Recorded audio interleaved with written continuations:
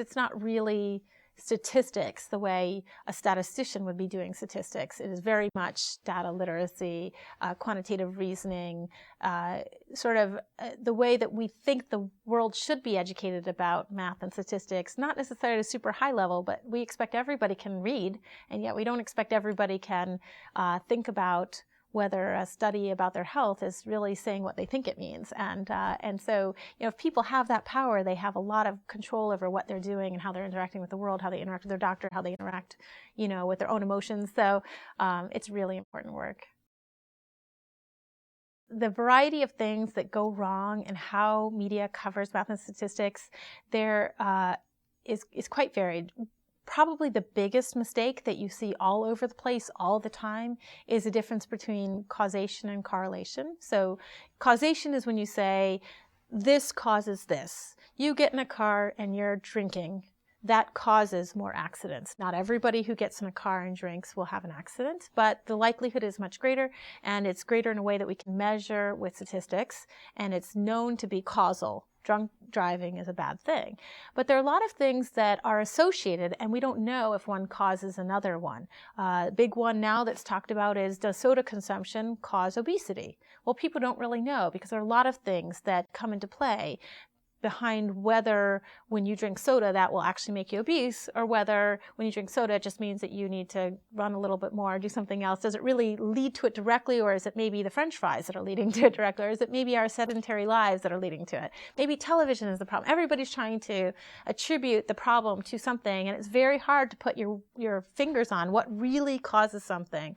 And to give maybe more important examples, something like, what causes success in school?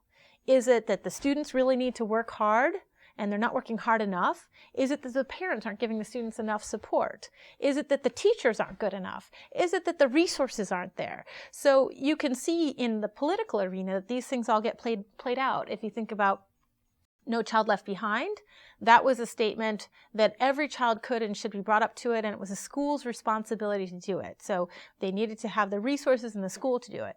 Well, now the tide is shifting to be the responsibilities of teachers. We need to evaluate the teachers. We need to hold the teachers accountable. So that's a kind of a shift.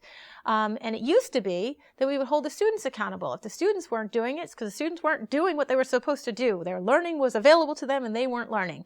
And then other people say, no, it's really environment. Poor students don't do well, or students with parents who don't speak English don't do well, or this group doesn't do well, that group doesn't do well, and it's really due to the demographics. And the truth is that it's a complicated mix of all of these things, and it's very, very hard to put your finger on what it is. So the difference between causing things and actually having just correlations, things that happen at the same time, and we don't really know what caused what, or maybe some other third thing caused everything, that's one of the biggest mistakes that you see all over the media.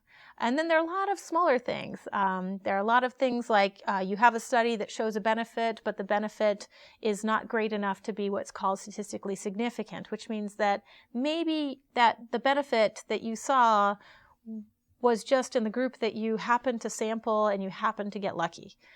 So those kinds of things are very common also. There are many different kinds of mistakes that are made. Some are more technical and some are more broad. But the causation-correlation one is perhaps the biggest. And I think the reason behind that is because our bias really comes into it. We have opinions because we have our own experiences, our own political views, our own personal views, our own experiences that come into it. And we go, so well, I know that the reason that kids are having trouble in school is really because the kids aren't working hard enough. And if you think that, it would be partly based on your own experience, and it's going to be how you read the article that you're writing a story about as a journalist.